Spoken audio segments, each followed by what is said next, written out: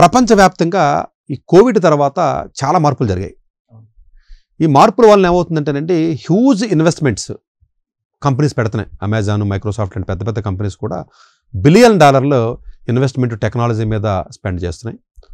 అందువల్ల technology is the dominating field in the next even coming 20 years. దాంతో పాటుగా dominate చేసే ఫీల్డ్ ఏదైనా చెప్పాలంటే ఫైనాన్స్ ఇండస్ట్రీ.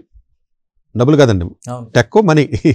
ఈ రెండు జనరల్గా 2 బేసిక్ మేజర్ పిల్లర్స్ అని చెప్పుకోవచ్చు, అదర్ దాన్ ప్రొఫెషనల్ కోర్సెస్, లా, మెడికల్ అవి కాక.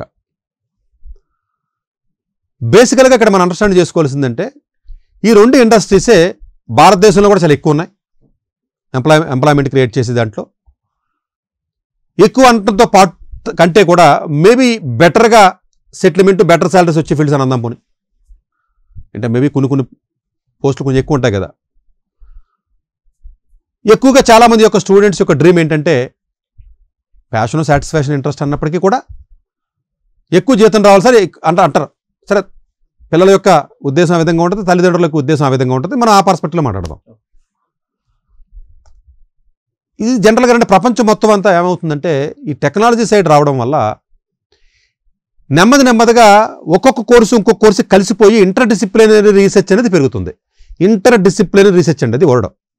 అంటే ఏంటి, ఒక డొమైన్లోకి ఇంకో డొమైన్ వచ్చి కలుస్తుంది, ఈ డొమైన్లో ఇంకో డొమైన్ కలుస్తుంది, కలిసి దాంట్లో డెవలప్మెంట్స్ అనేవి జరుగుతున్నాయి.